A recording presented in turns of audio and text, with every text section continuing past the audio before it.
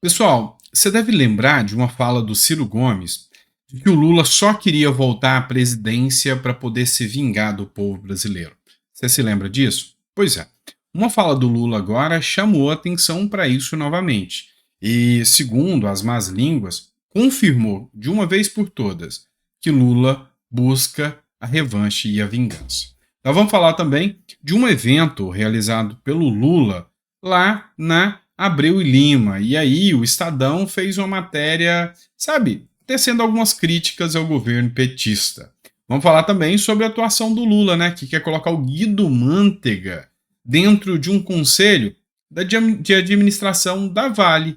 Isso não agradou e não agradou nem um pouquinho. E ainda vamos falar nesse tema aqui também sobre um dossiê que foi entregue à Polícia Federal que liga políticos a facções criminosas, e isso no Amazonas, hein? E nós vamos tecer algumas considerações sobre isso aqui. Isso aqui e muito mais vai ser parte desse editorial de hoje. Então seja muito bem-vindo, é sempre um prazer estar aqui com vocês. E aí a gente vai começar abordando essa primeira matéria, que é do Conexão Política. O inferno os aguarda, disse Lula sobre os opositores que fizeram acusações contra ele. Segundo essa matéria do Conexão Política, o Lula, ontem à noite, participou de um evento e voltou a fazer declarações acaloradas e tomadas por sentimento de revanche. Em Ipojuca, lá no Pernambuco, Lula esteve em um evento ligado à refinaria Abreu e Lima, palco de escândalos no passado, quando a Operação Lava Jato fez uma série de denúncias de corrupção. Lula, no entanto, afirmou ser vítima de mentiras e de interesses políticos que buscaram retirá-lo do cenário eleitoral.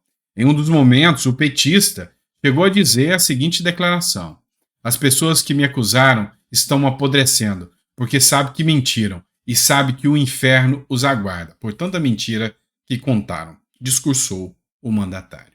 E aí, a oposição fez vários comentários sobre isso, postagens, de que é o ódio exalado por parte do Lula, que o Lula demonstra claramente que o seu desejo é de vingança da população brasileira, e repercutiu muito, muito mal essa fala, e vários jornais repercutiram esse assunto aí. Alguns jornais à esquerda, como o Fórum, Brasil 247, falaram que é o prelúdio, que o Lula está provando a realidade, que essas pessoas estão sentindo o inferno. Já outros jornais estão falando justamente na fala do Ciro Gomes, ou seja, o sentimento revanchista que o Lula tem. E aí, nós vamos voltar a falar sobre a refinaria, né, de Abreu e Lima, que Lula estava lá participando de um evento. Só que a matéria do Estadão aqui trouxe um monte, mas um monte de crítica sobre a atuação do Lula nessa refinaria. Opinião do Estadão. No momento em que nenhuma petroleira do mundo ousa intervir em novas refinarias, Lula pretende apostar suas fichas na retomada das obras de Abreu e Lima para reescrever o passado. Deixa eu explicar um ponto aqui para vocês. O Lula é um gênio ou só quer dar prejuízo para a gente. Um dos dois. Deixa eu explicar uma situação para vocês. Nós vivemos num momento em que o mundo começa a questionar o uso do petróleo. Em que o mundo começa a falar, olha, nós temos energias renováveis que a gente pode utilizar e que não precisa explorar essa energia que é tão destruidora ao meio ambiente como o petróleo. O próprio mundo progressista, ou seja, aquelas vozes de esquerda estão falando, opa, peraí, para que petróleo? E aí, hoje, cada vez mais, estão batendo na tecla do carro elétrico, da energia eólica, ou seja, movida pelos ventos, da energia solar, enfim. O discurso hoje é, será que nós precisamos mesmo do petróleo? Então, eu lembro muito bem de uma fala do Guedes, onde ele citava o seguinte, olha, nós temos aqui uma reserva de petróleo gigantesca. Temos que gastar isso o mais rápido possível. Temos que usar isso. Por quê? Porque daqui uns dias a gente vai estar sentado em cima de uma mina de ouro que não vale nada. O povo vai parar de usar o petróleo. Pois é. O Lula vem na contramão e quer agora aplicar recursos numa refinaria, sendo que país nenhum do mundo está tendo coragem de fazer isso. E o ponto interessante aqui que nós precisamos discutir é como a refinaria A matéria do Estadão trata esse tema. Você lembra que o lema do Lula é "O Brasil voltou", ou seja, o Lula está de volta. Dessa vez, o Estadão meio que bateu de frente falando: olha, Lula não deveria ter voltado. Olha o que, é que o Estadão escreve: o Brasil que não deveria ter voltado. E ele está referindo aqui claramente ao Lula, ou seja, o Estadão já se arrependeu amargamente do retorno de Lula. Seja porque pretende se vingar da Lava Jato, a última matéria que eu tratei com vocês agora. Seja porque quer reescrever a história. E a gente está acompanhando isso o tempo todo com os absurdos que estão acontecendo, liberando políticos corruptos aí. Lula retoma projeto que deveria custar 2,5 bilhões de dólares. Consumiu quase 18,5 bilhões de dólares, quase 100 bilhões de reais. E permanece inacabado. Você tem noção de que uma refinaria que tinha uma projeção inicial para gastar 2,5 bilhões de dólares, ou seja, 10 bilhões, gastou 10 vezes mais, quase 100 bilhões, e não terminou? Este é o Brasil que não deveria ter voltado. É o que diz o Estadão. E tem gente aí falando que é a democracia de volta, né? Democracia tensa, relativa a essa, né? Vamos lá, tem mais matéria para vocês. Ainda vamos falar sobre isso, sobre questão de governo Lula. Lula desagrada investidores e Vale perde 8,5 bilhões em valor de mercado. Pois é. Outro alvo do Lula agora é a Vale do Rio Doce. O mercado reagiu negativamente à notícia da possível ida de Guido Mantega para o Conselho de Administração da Vale do Rio Doce. A intenção do governo Lula de trazer o ex-ministro da Fazenda para a mineradora fez com que a empresa perdesse 8,5 bilhões de valor de mercado em menos de 24 horas. Até às 11h45 da manhã de hoje, já tinha perdido quase 10 bilhões em valor de mercado. Só porque Guido Mantega foi o ministro da Fazenda de todo o Lula 1, ou seja, os 4 primeiros anos do Lula 1. Guido Mantega era o ministro da Fazenda, do Lula 2, do Lula 3, da Dilma 1, né, ou Lula 3, e de um pedaço do Lula da Dilma 3. E aí depois ele foi trocado, foi modificado. Mas assim, as ações, as medidas tomadas do governo Lula para frente, com gasto desenfreado, foram desastrosas. Então o Lula pega a Vale do Rio Doce, coloca um cara que ajudou a quebrar o Brasil, e o que você acha que vai acontecer com o dinheiro da Vale? Gente, perdeu quase 10 bilhões em menos de 24 horas, só com um anúncio. Lula parece que não entendeu como funcionou o mercado, ou entende e não está nem aí. Ele não se preocupa com isso, ele está pouco se importando. Afinal, quem perdeu o dinheiro não foi o Lula, não. Fomos nós. Ele vai continuar com seu gordo salário, ele vai continuar com suas mordomias, comprando tapetes finos, da mesma forma. E nós é que nos lascamos com tudo isso. Vamos lá. Preciso comentar com vocês sobre essa matéria aqui, ó.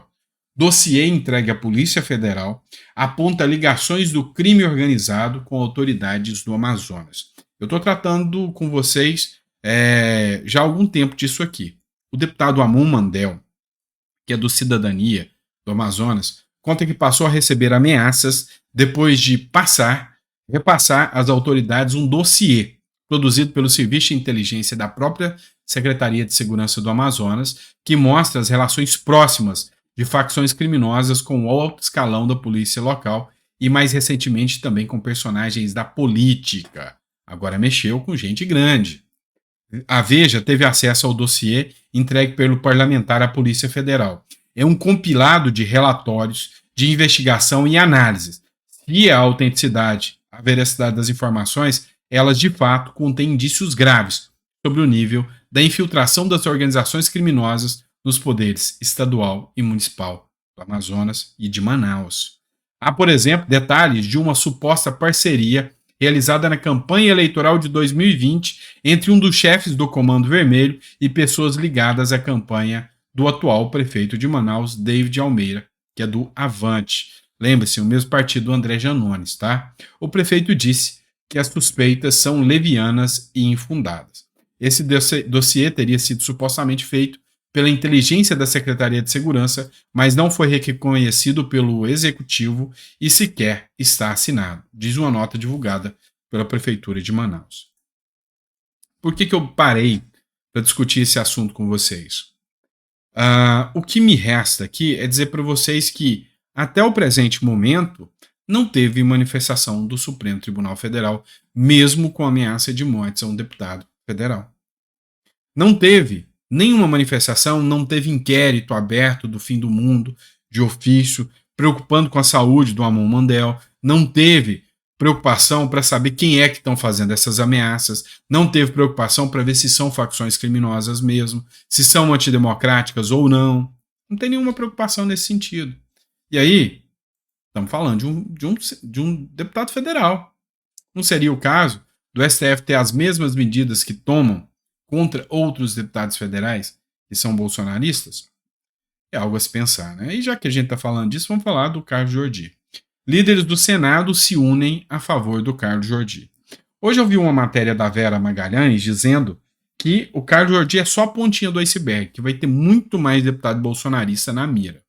E aí, 8 líderes do Senado se manifestaram na manhã desta sexta-feira contra o mandato de busca e apreensão expedido pelo ministro Alexandre de Moraes, do Supremo, que teve como alvo o deputado Carlos Jordi.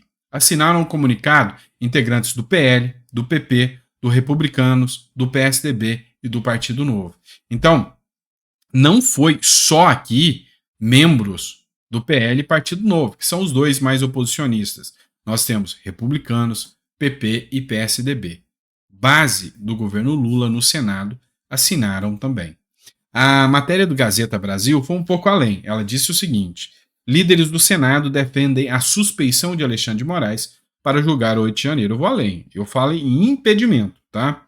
Em nota, 8 líderes de oposição no Senado Federal defendem publicamente a suspeição do ministro do Supremo Tribunal Federal, Alexandre de Moraes, na condução dos casos relacionados aos atos de 8 de janeiro. Aconteceu um evento que foi publicado pela Folha de São Paulo, que diz o seguinte: em um determinado momento, quando aconteceu os atos do 8 de janeiro, no dia 9, discutiu-se quem ia tomar conta do processo, né, do inquérito sobre isso. E aí a Rosa Weber, presidente, falou: vai ser o Alexandre de Moraes. O Lira questionou e falou: mas espera aí, tem que ser distribuído, tem que ser por sorteio. Ela falou: não, quem vai tomar é o Alexandre de Moraes. Ela violou princípios básicos do direito brasileiro para escolher quem ia tomar conta do inquérito. Está tudo isso lá na Folha de São Paulo, matéria publicada. Então, assim, sabe, pode ter nota de repúdio, pode ter AUE, pode ter qualquer coisa nesse sentido. Vocês precisam entender que a realidade dos fatos é que não vai ter, sabe, nenhuma ação, nenhum efeito prático essas notas de repúdio. Porque, assim, para eles não importa. A suspeição é eles que definem o que é suspeição. É igual o Alexandre de Moraes falou. É o próprio STF que define o que é competência dele ou não. Eles julgam o que eles querem. Ponto. Ou seja, não é mais a Constituição. É o próprio STF. Então, chegando a esse nível, a gente entende que não tem muito o que se fazer. A não ser ficar fazendo notinha de repúdio, argumenta aqui, argumenta ali, mas no final das contas, o resultado vai ser sempre o mesmo, né? É o Brasil. Fazer o quê? Obrigado, pessoal. Vejo vocês no próximo editorial e a gente volta aqui para um bate-papo. Grande abraço.